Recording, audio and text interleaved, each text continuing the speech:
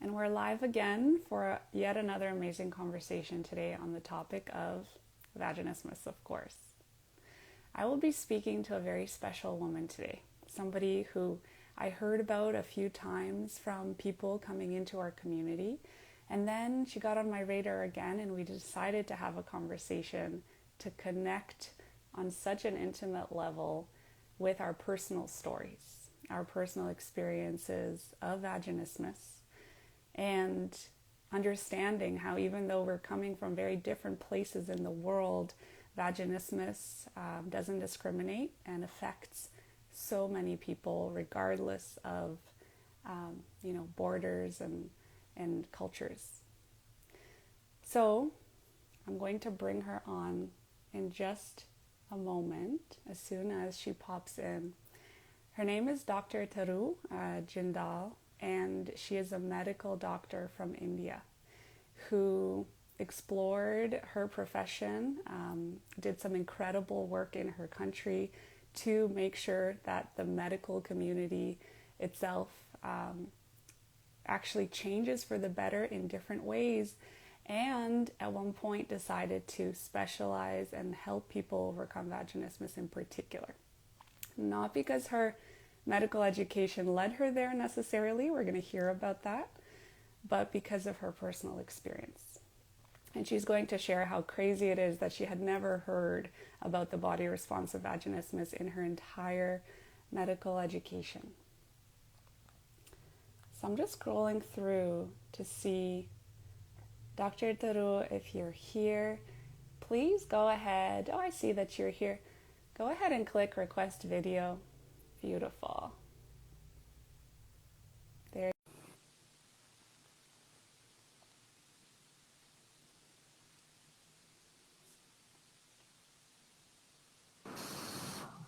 Hello. Hello, it's so good to see you again. So good to see you again. Finally, I can't tell you how amazing I feel to be face to face with you. I mean, you've been such a inspiration and mentor to me since at least the last 1 year. Thank you so much for your kind Thank words. you so much for your kind words.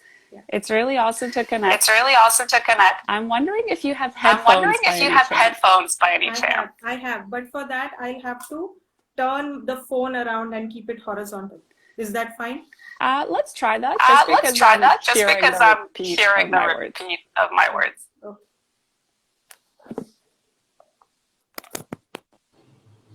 Is this fine okay, now? I see. So this is good. Is this fine now? But is there any way that your phone can actually stay vertical even when your headphones are plugged in, or no? Just because This we're is seeing you always an sideways. issue with my Instagram lives. Let me check. Yeah, the audio is much better, so that's perfect. Okay. I'll have to figure out some way to keep this stable. The thing is, it's quite tough actually to do this. Would you be able to turn your video horizontal? I could, yes. I think, yeah, you know what? That's a great idea. I think then everybody's going to see us horizontal, but they can just hold their phones differently. Yeah. If you can turn it horizontal, then it'll be easy for both of us. Yeah. Okay. Yay. Great. Thanks. Great problem Yeah. solving. It is so good Yes. to have you. And today I would love to dive deep into how vaginismus really doesn't discriminate, right? And it affects people all around the world. First, Yes. tell us, Dr. Taro, about your story. Tell us how this all came to be. Yeah. So I remember now that I've undergone so much of psychotherapy, and I have personally been taking so many sessions to heal myself, right? Even after healing vaginismus, now I realize there is a huge underground, with lots of stuff thrown in there during my entire childhood and growing up years. And it was actually vaginismus that opened the world of healing to me in every other way as well, not just sexual healing, but healing as a human being. And I realized that vaginismus healing is not enough. Healing myself is also important. So even today, I take psychotherapy sessions and I realize how my growing up years had a huge influence uh, on vaginismus and generally on my personality. So I was not aware of anything, typically dissociated with my truest emotions, my body, and certainly my vulva. That's a place for shame for most of us, at least here, because our culture says that any self exploration, bad, dirty, girls don't do that. So a little girl would touch her genitalia. No, no, no, go and wear your underpants. And certainly any kind of uh, intimacy or even a contact with a boy is shunned, and those girls are shamed. I remember how during the school days I used to hear the gossip about some girl talking to some boy outside the school. So anything sexual was shamed. This was the culture that I grew up in, and on top of that I had around 9 to 10 years of childhood abuse that I had faced, which I had never recognized or never really spoken about it to anyone because there was so much love that my parents gave me. So I just kept that suppressed. Mm-hmm. Only after marriage, when the talk of, being so vulnerable to allow someone else inside your body, let us realize that sexual act is the only act wherein you are allowing another human being to enter your body. Never, in no other situation that happens. So for that, you need to be feeling extremely safe and allowing yourself to feel safe in, that vulnerable situation. And suddenly my subconscious and my internal resources, no, no, no, this is not safe.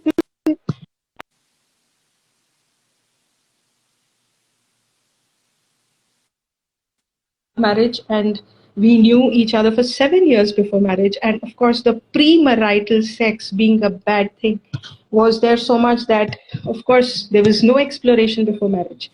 And it was such a shock to me because I was studying gynecology. My husband was studying psychiatry, the very two professions which actually deal with vaginismus. And yet we were clueless about our genital anatomy. We were clueless about what was happening to us. For the first 3 years, I did not speak a word about it to anyone because somewhere I just said that, oh, the passion is good enough, so forget it, it's not important. But I guess after 3 years, it dawned on me what is going on. It's been 3 years I've not penetrated.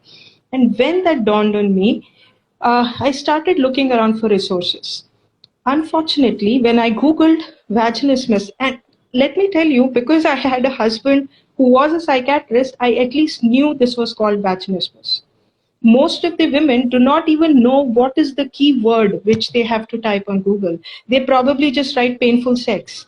And, dyspareunia and all sorts of stuff starts to come except vaginismus.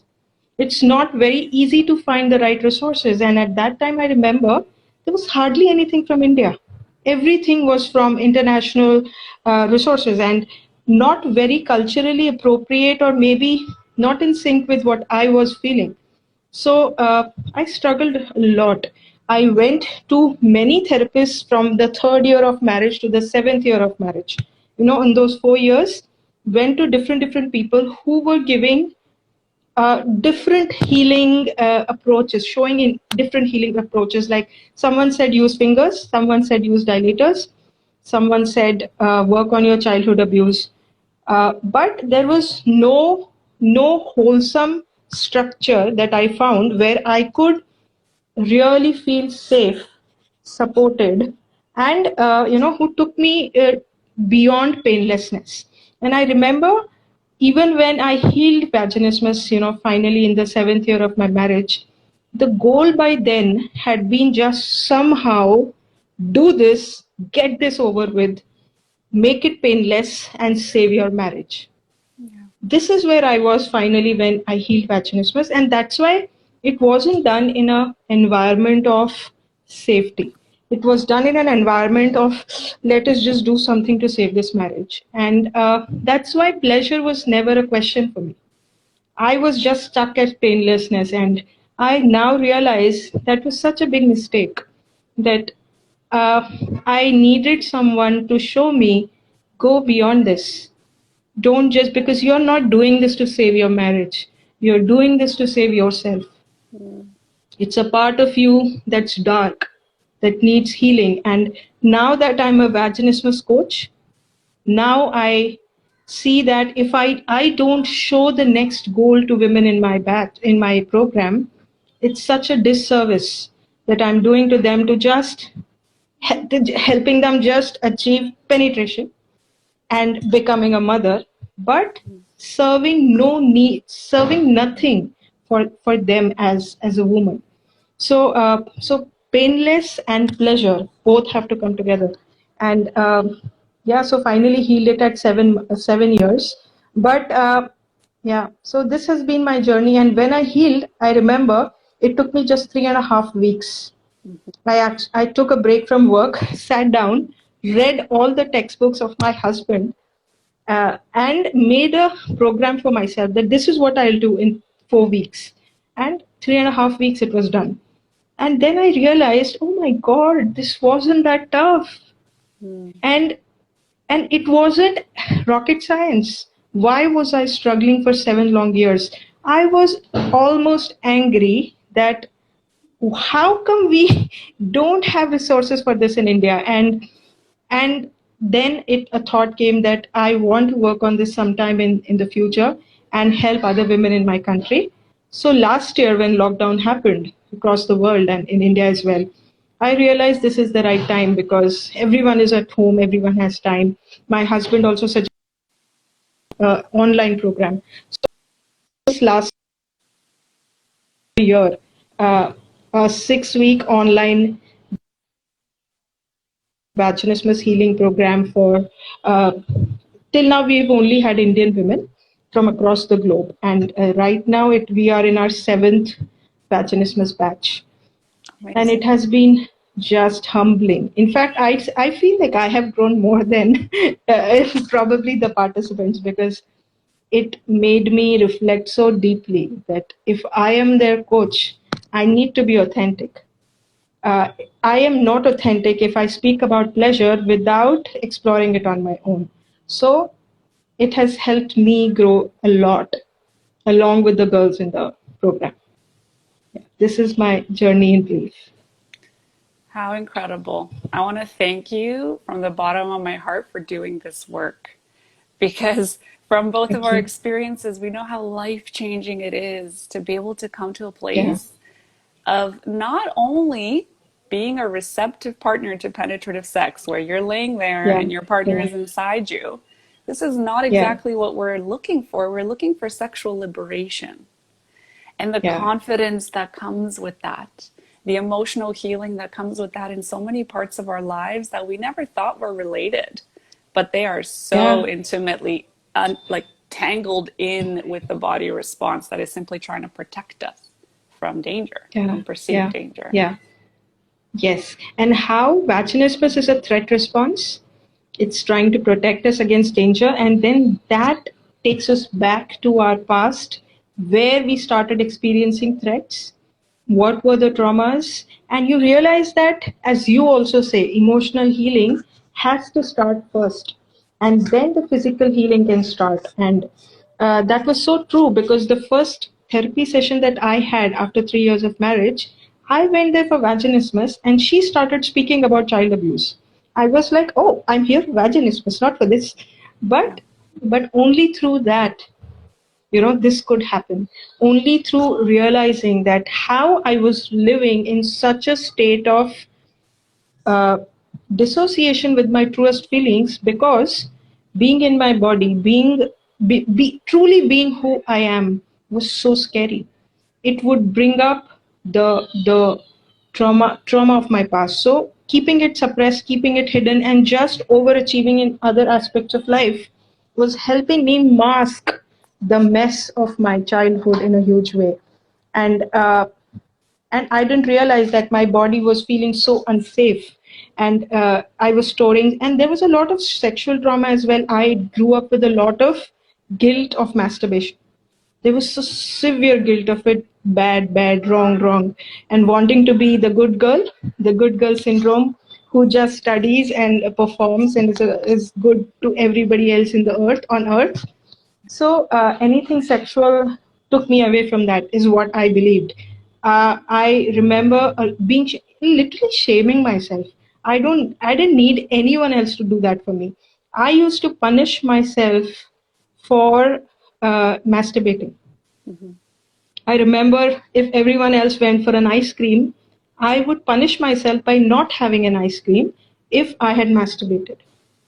There was such a severe shame around this, and that added to lack of self exploration, not knowing about your body at all. Even though I was a gynac, remember I was delivering 40 women.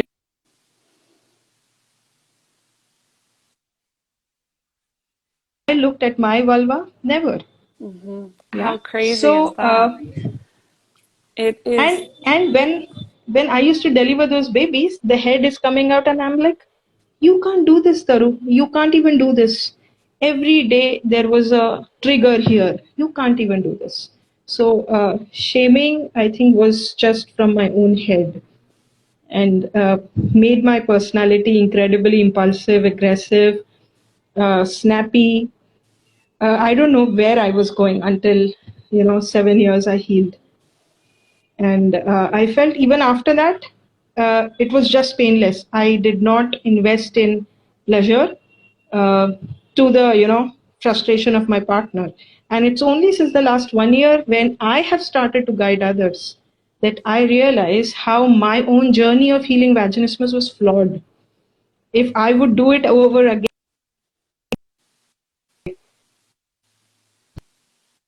try to create a beautiful program, which I couldn't experience.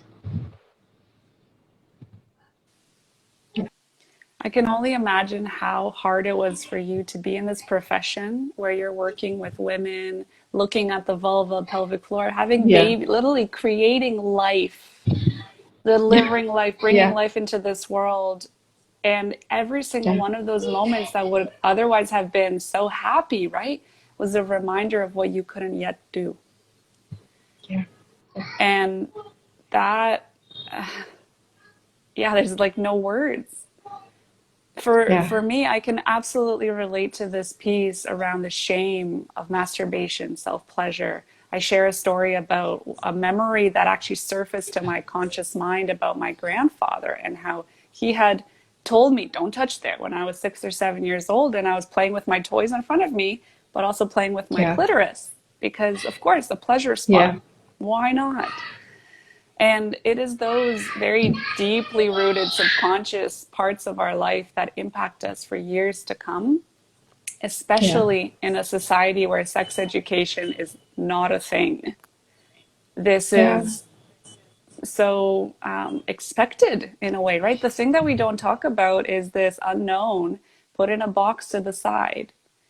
And then you get married or whatever part of your life you decide to try penetrative sex. And we're expected to flip the switch. We're expected to flip the switch on the wedding night. Tell Yeah. us tell us a bit more about that in your experience with women in your programs about flipping the switch on the wedding night, how much of a surprise it Yeah. is. Actually, I have heard that, like, most. Let me start by saying this. You speaking about lack of sex education. So the only actually, we have nothing. We have none of it. But even now, like in some places where sex ed has started, what is it about?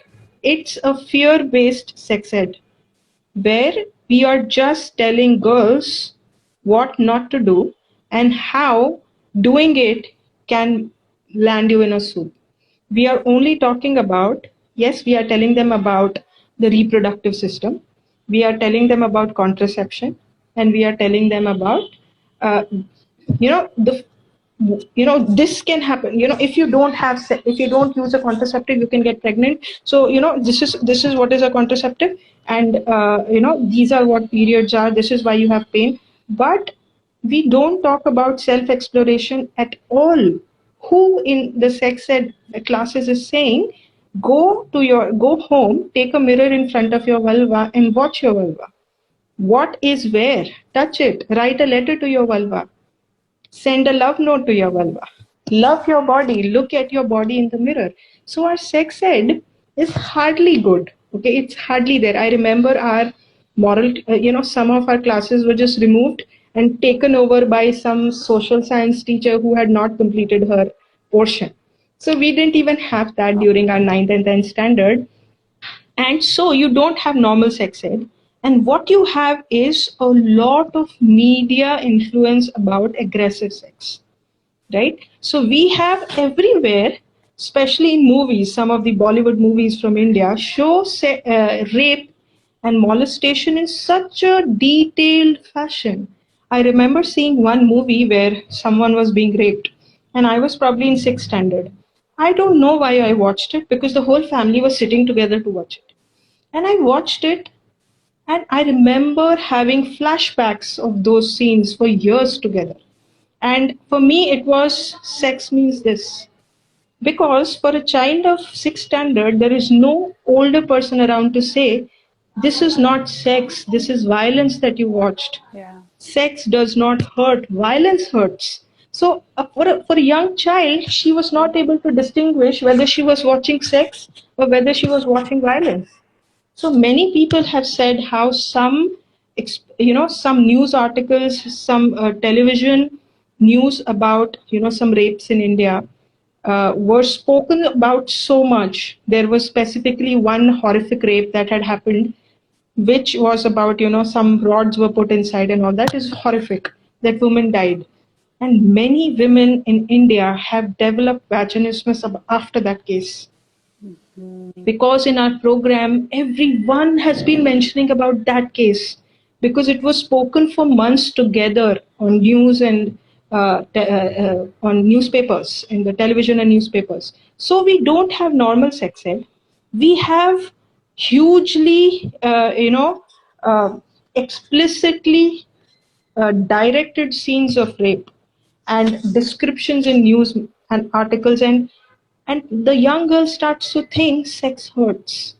She's not able to discriminate. This is violence. This is not sex. We don't have any normal influence. We only have abnormal influences. And sex hurts has been the greatest, I think. I say there is a tape recorder in your subconscious which records the songs. You also say that. And Sex Hurts seems to be the greatest song running in everyone's mind. And First Night Hurts is normal. This is what everyone feels. It's normal to have pain on first few nights, and it'll get better with time. And no one says that, oh, no, this is supposed to be a painless and pleasurable act. Nature has designed it to be like that. But girls sort of expected that this will happen. So very unfortunate that we prepare our girls for everything. Even today, my generation, we are so academically good. We are in good professions, earning for ourselves, and everything is good. But when it comes to sexual knowledge, nothing, zero understanding of our own bodies. So lack of self-exploration, lack of knowledge of your own self. Plus, this is a shameful thing, and it's like a pyramid. So a base of ignorance, top it with shame, and then top it with pain. So this becomes the ideal pyramid for vaginismus to occur, especially in our country. And I don't even know how many girls are suffering with this. Until I started the program, I did not have an idea that we would have a waiting list of 198 women at one time. What are we going to do with so many women? And if they go, there is such a taboo of going to psychiatrists and psychologists and sexologists. So the first point of contact is a gynac and an obstetrician. That is where they will go to if they have any sexual issue. And I know in my training as a gynac, I did not even remember reading this term vaginismus in my textbooks. And my textbooks were international textbooks. They were written by the most renowned gynecology authors.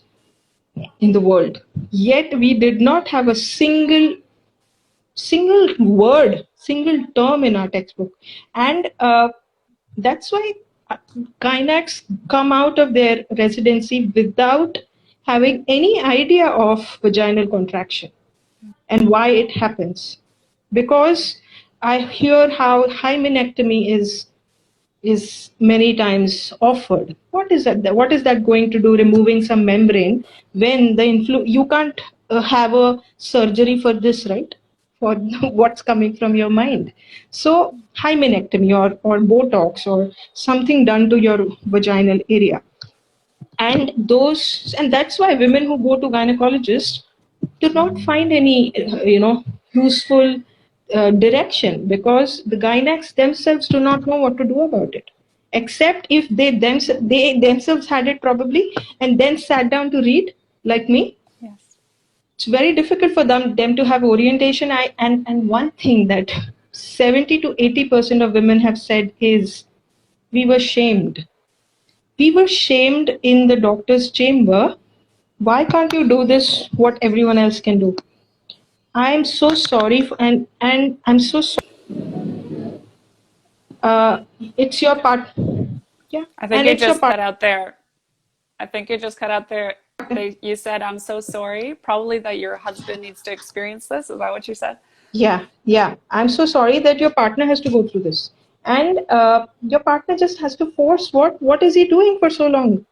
So this shaming, even I have experienced, even though I was a gynae, and this does not help.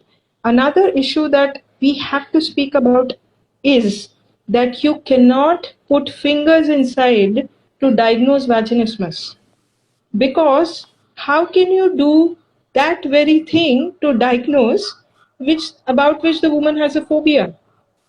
If she is super scared by a vagina, something going inside the vagina, how can you put your fingers inside to diagnose that? Yeah. How many times I So have heard this be the case where we say to a medical professional, I do not want a pelvic exam. And in many cases, we also don't have the courage and bravery to say this, right? That is yeah, probably more than 50%. yeah, But even when we do, we somehow get convinced that this is the right thing to do because the medical professional is supposed to know best. yeah, yeah, And we need to empower ourselves to come to a place of confidence that we know our body best and it's okay to say no. Tell me in India about this concept of saying no. Can you yeah. explain a bit more about this piece? Because I imagine it's not celebrated. Yeah. So first of all, let me talk about the doctors. I am from the doctor community, and I remember the first chapter in our first year MBBS was about consent. That what is a patient's consent, and and of course, no one's. We are supposed to read that chapter because no lessons are taken for it. But by the end of our residency, how it becomes is patients just have to do it. We have no time, there are so many patients, so you just have to do it. And I remember during in the labor rooms and the delivery rooms, we learned pelvic exams for the first time, right, during residency. And there was hardly ever an effort by our seniors to show us how to do it gently. It was just about, feel this, okay, there is some no, the bone comes here and bone comes here and this is how the vagina goes, but without any understanding of what the patient was facing. And if any patient, this spasm is exhibited even during delivery, because they do not cooperate with vaginal exams for delivery, right? So if a woman would just clamp up and go to the bedside, she used to be shouted at. Ki, how do you have a baby inside then if you can't do this? This was, the shaming that happened, and very few people actually thought about taking a lube, some lubricant here and putting those gloved fingers inside. And you know what? I did see some of my male consultants taking lignocaine or lube here, lubricant, and then doing very gentle exams. It was the first time I myself realized this is the way to do it. not the way I was watching everyone do, and not the way I was doing. So, gynac exams themselves are devoid of uh, empathy and devoid of consent. Yeah, devoid of consent. Because I remember when I had gone for the first time to a gynac after 3 years of my marriage to speak about my issue, you know what she said? Okay, don't worry, lie down. Lie down on the couch. I lied down and she forced her two fingers inside and opened them. And I screamed. And when she took out, she told me that, don't worry, I've done it now. I've opened it. Don't worry, it'll happen. And after that, for 1 year, I did not want to do anything with that word. I said, no dilators, nothing, everything packed away.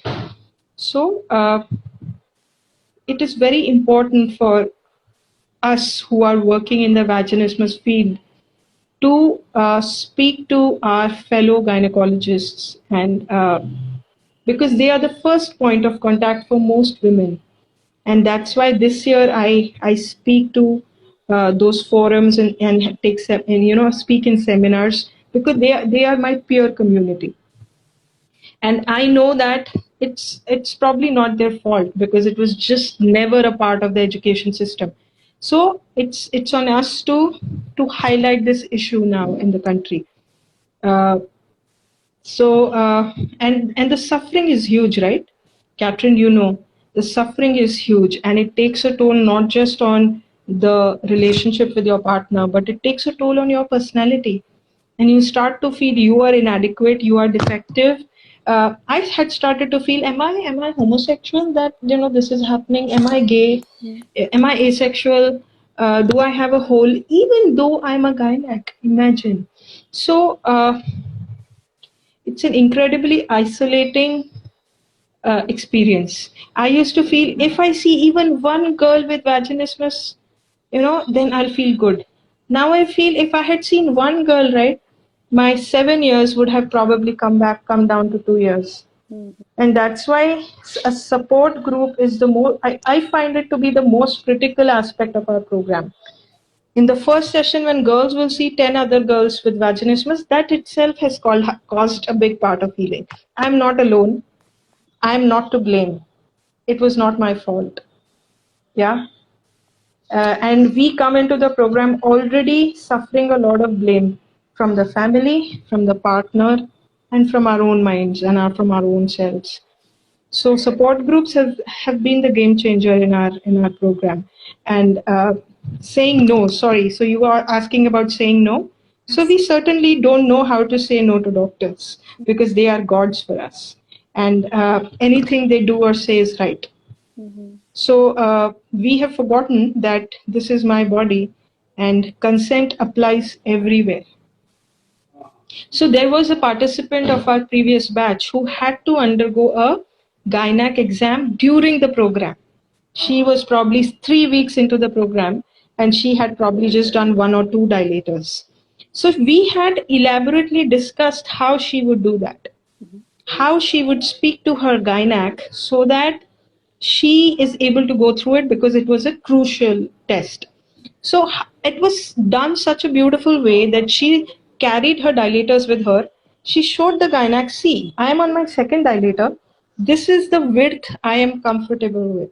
So I would appreciate if you either put one finger or you put an instrument which is as big as this. So the gynac said, sure, let me get a pediatric speculum. So there is an instrument that's put inside to look inside the vagina. So she got a pediatric speculum, which is very small, used for children. And then this girl said, can you give me 5 minutes to calm down on the couch? And she put her favorite audio.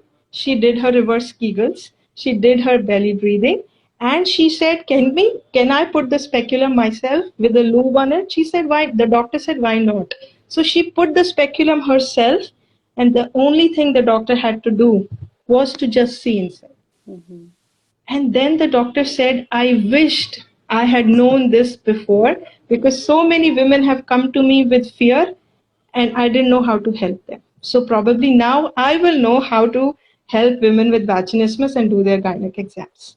So this was a very very good example of collaboration instead of a power struggle where, medical professionals have more power and patients have no say, and they come out of the chamber traumatized.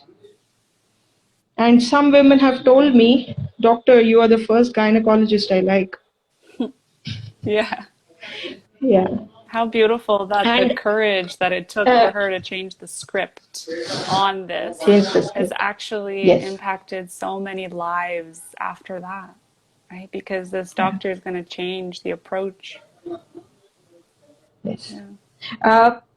Another thing I wanted to say about saying no. So this was just the doctor's setting, but regarding saying no to partners. Mm-hmm. So in the first night, it's assumed that you have to give in to penetrative sex, and because we hear so often that first night hurt. Why does it happen if it was designed to be painless and pleasurable? Why does it happen? Because not enough, because there was so much fear in this girl, because the culture is the same, right? And not enough effort was taken for arousal. Yeah. And the penetration was performed even without her being aroused. And it is bound to be, it was not, again, it is not as per the ideal sexual situation that nature has designed. So it's bound to be painful. And we keep hearing that this girl fainted after the first night. She had to be taken to the doctor after the first night. And girls hear this and they just go into the partner relationships with this feeling. Uh, they in urban areas, probably now women know to say no, and that's why probably men hold back, and vaginismus exists because of it. In rural areas, many times because of patriarchy, women have no say, so there is nothing like no. So that's why some people, often taunt, oh, this is such a urban phenomenon, it's just these modern women who have this issue. But it's modern women who can say no. Rural women don't even have that option, and that is a worse situation. And these days, men have started to respect, have started to see women as equal, and that's why they pull back. And that's why we have vaginismus of 2 years, 4 years, 5 years, because men have started to respect women. It's a change we are seeing in the society, and that's why probably vaginismus is being seen more now as compared to earlier, where it was hardly spoken about. Nobody was even asking women, do you have pain or not?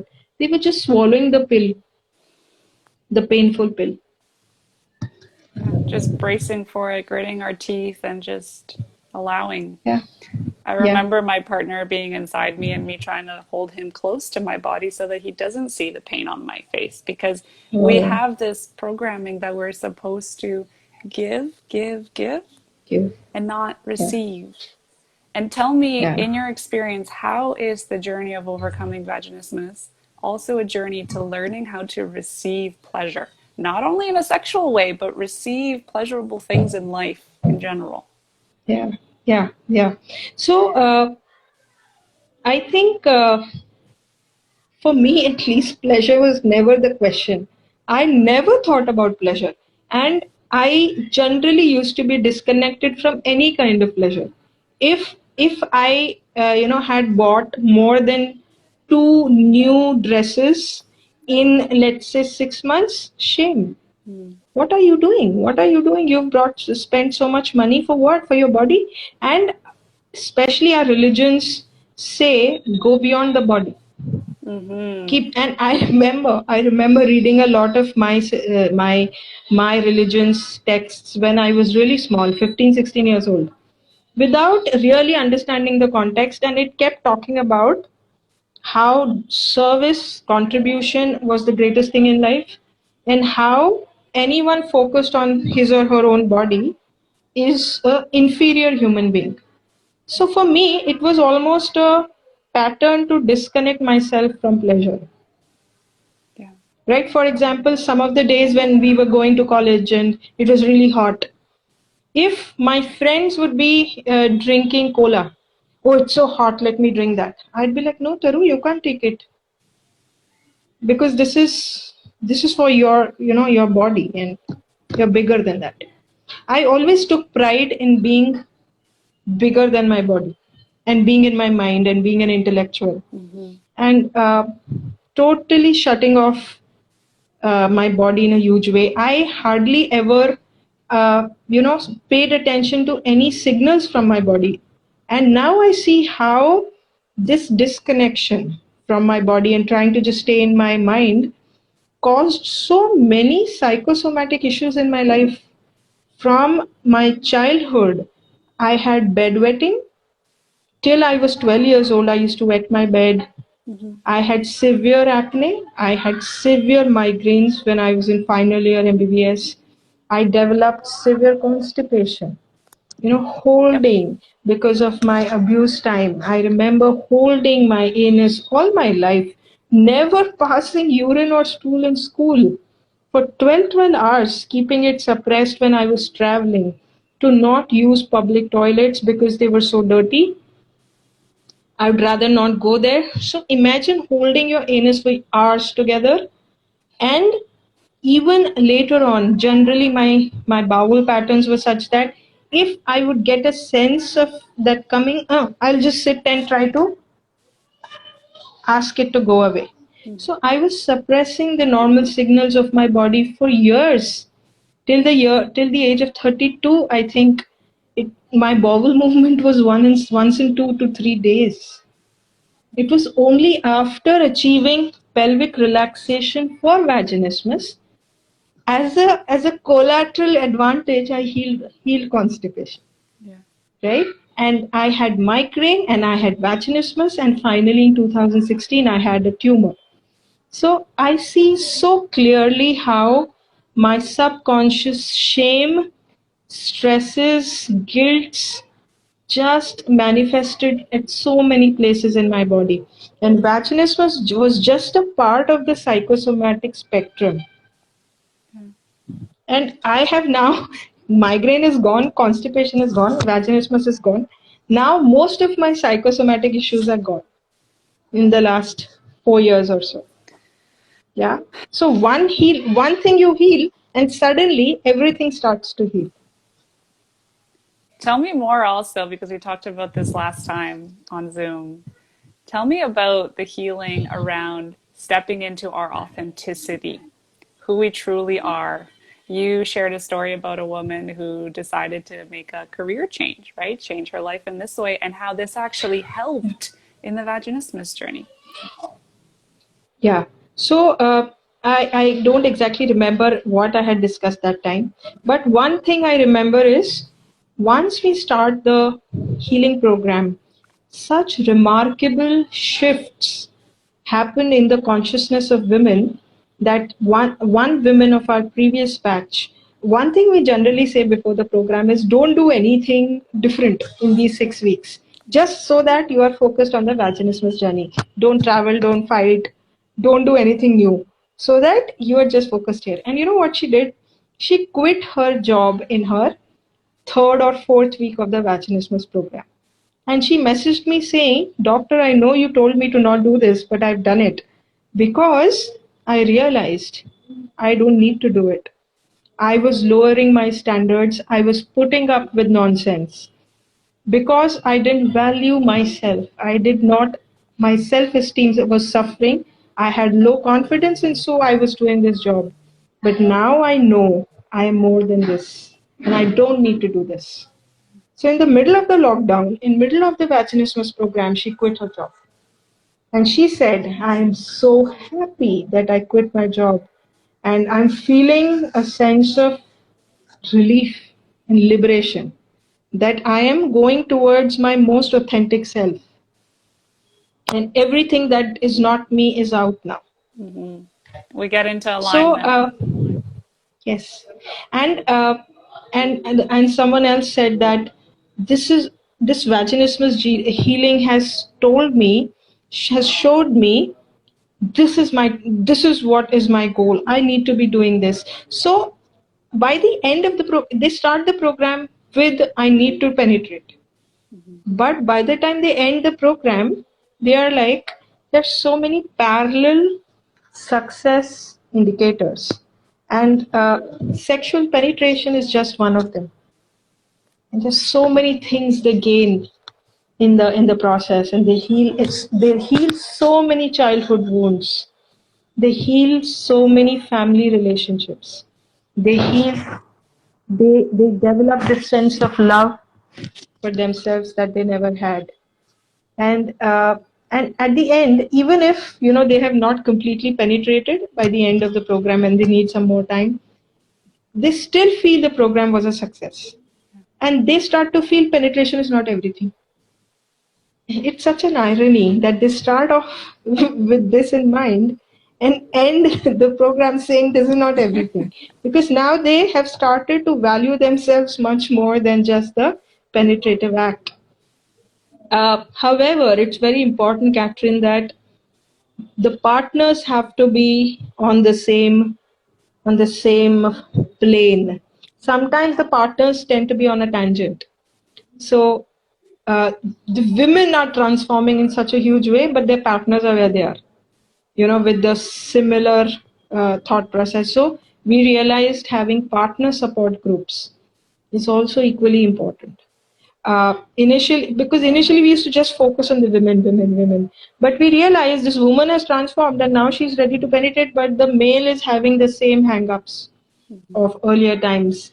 And that's why now we also have included partner support groups, which my husband only takes, Dr. Dharav, because he has felt the pain of it also. So in partner support groups, these guys first of all get a chance to speak and ventilate, because a lot of times their feelings are also suppressed because they don't want to hurt their wives and their girlfriends. So ventilation, understanding that their girl is not the only girl on earth with vaginismus, such a strange issue. So many girls are facing this, and how this happens, how they can help, and what exactly is the cooperation required from them. And it becomes a couple's healing process rather than just this woman doing it on her own and then giving it to the partner. So the attitude, even our orientation has changed a lot over the last 1 year. To if they are, there are some single women who also join our program, but if they're joining as a couple, then we try to make it a equal relationship there as well. That both are working together instead of the woman just feeling, she's the The culprit. problem. Yeah. She's the problem. So much healing Yeah. happens in that relationship. The beauty that we start to see of communication, feeling understood by your partner, feeling like they're being gentle and compassionate to each other. Yeah, it's amazing to see. And Yeah. including them in some pleasure games is what I love to do also, because like you, at what I thought was the end of my journey when penetrative sex became pain-free, I had still not stepped into my sexual confidence, into this adventure stage with sex, all forms of sex, not only penetrative sex. And it became Yeah. apparent that pleasure needs to be infused in every part of the process. Finding who we are Yeah. authentically in our sexual being, our sexual self. Yeah. I feel like the partners also go on this journey of finding who they authentically are, because they feel like they are a cause of pain to their partner, and that's it. They're Yeah. not allowed to Yeah. explore their eroticism given the pain that they perceive that they cause. And they absorb the conflicts of the woman. They absorb that vagina is small. They absorb that it hurts. So by the time vaginismus is 2-3 years old, the male is suffering equally. And we have seen males who never had any erection disturbances earlier start having erectile dysfunction the moment they start to penetrate after vaginismus healing. So the fears, they absorb the fears. And now we have to then start working with them. When the woman is healed, now she has to work. The male has to start working. So yes, I get that. I totally get that. And pleasure games, I love that. So I am not an expert in pleasure at all. I know that. So we have roped in a pleasure expert. Her name is Aprupa. And after our 6 weeks intense program gets over, in which the main orientation is towards dilation and penetration, Mm-hmm. right? And parallel healing for the past. That is the core of the 6 weeks, and we do include pleasure work during dilation with self pleasure vibrators and all of that. But the focus definitely is on healing vaginismus as an entity. But after 6 weeks, now that I realize that nothing is complete without pleasure, so we have another long term support group that goes on after 6 weeks when we suddenly can't leave their hand. So, just to provide some long term support once they go back into their regular lives with slightly less intensity. So, we now focus mainly on follow up of their dilation and if some of their goals are left, and pleasure. So, we have a pleasure coach who literally has a 4 week training program and she coaches them in pleasure. And the third is relationship and intimacy training. Beautiful. How to heal relationships and how to have a more intimate time. So hopefully after these roughly 4.5 months, we have addressed every aspect from their past, their personalities, their uh, sexual knowledge, self knowledge, partnership knowledge, pleasure. I think we have touched everything by the time 4.5 months are over. And our program is just getting more and more efficient with the next batches because people we ask their feedback, and whatever they write, I think it's very valuable to us, and we try to include that in the program. And that's why I think now it has really become very effective. And 80%, 82% of all women who have joined our program have completed all their dilators within an average of 5 weeks, 4 to 5 weeks. And out of those 80%, 62% have healed completely, including penetration. So, yeah. So we all know how vaginismus success rate across the world is very good. Yeah, and it is in a reasonably short time. People are almost amazed how it can happen in such a short time. Right now, we have a program running. This is just the second week that's going on, and women who have never even touched their vaginal opening or not never seen it in the mirror are now in the suddenly on the third dilator in the second week, and they are like so surprised. What is going on? How is this so smooth? Yeah. Celebrating Yeah, that is just so heartwarming to know that it yeah. was there all along and it took something. It took something for people to say yes to themselves and sign up, then to see their progress shoot up so Yeah. quickly. And Catherine, I always give them an example of a computer software that if you click on the icon of Google, the software is designed to open it. Click it, it opens. Yeah. But because there is a virus there, now you click, it's not opening.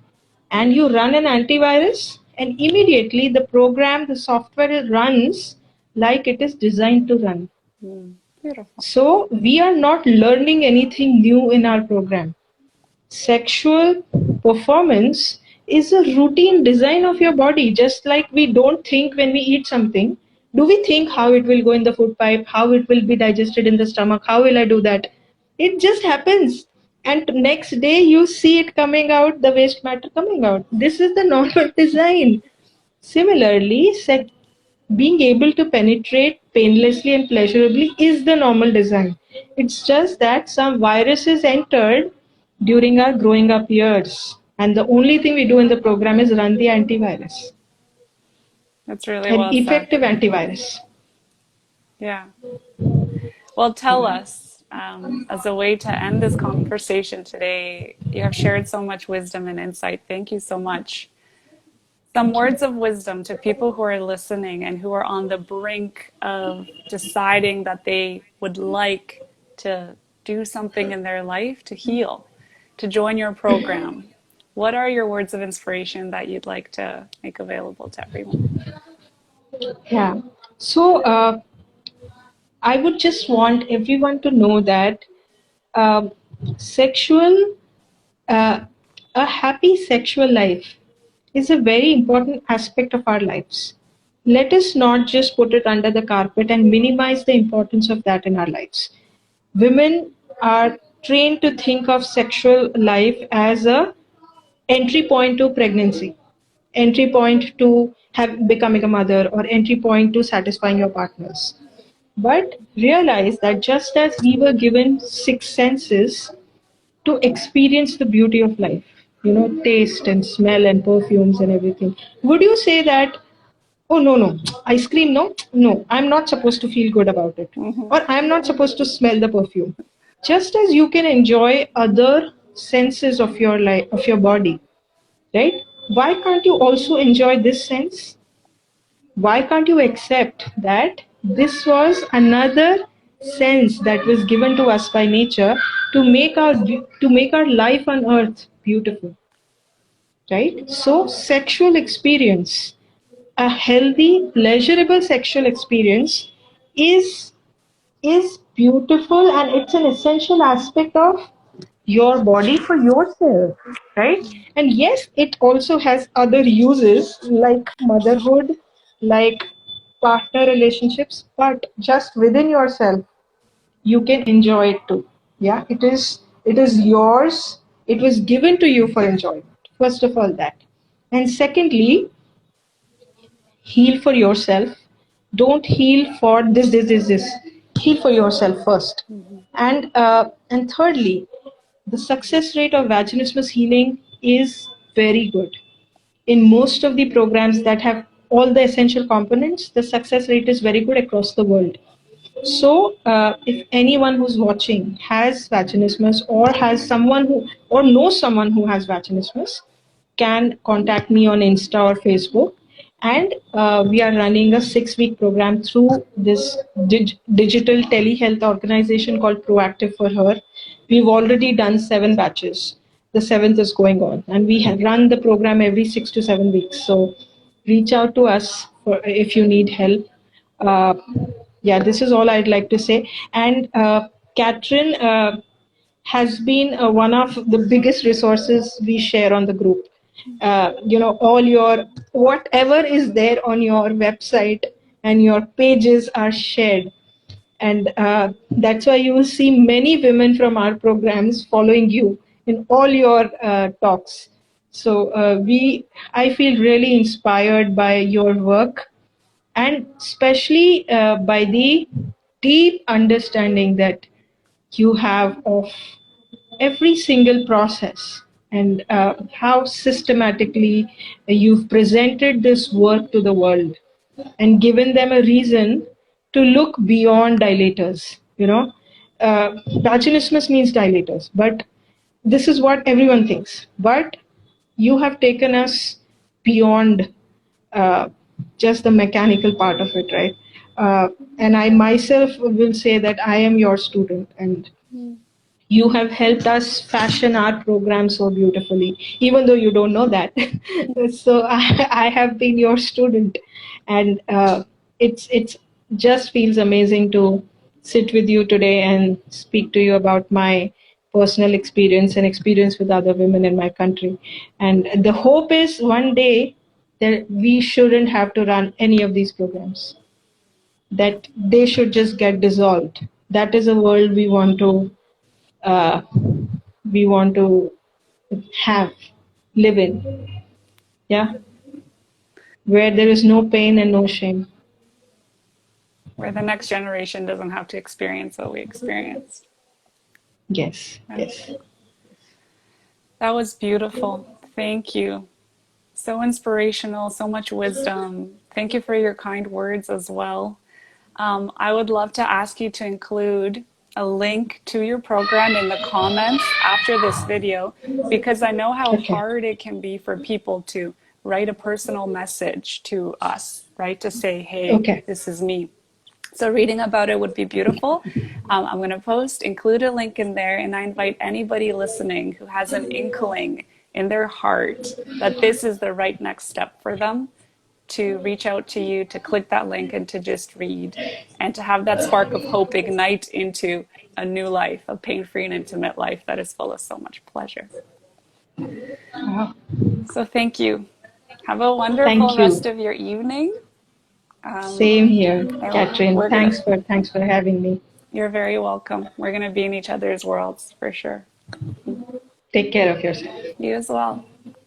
Bye. Bye.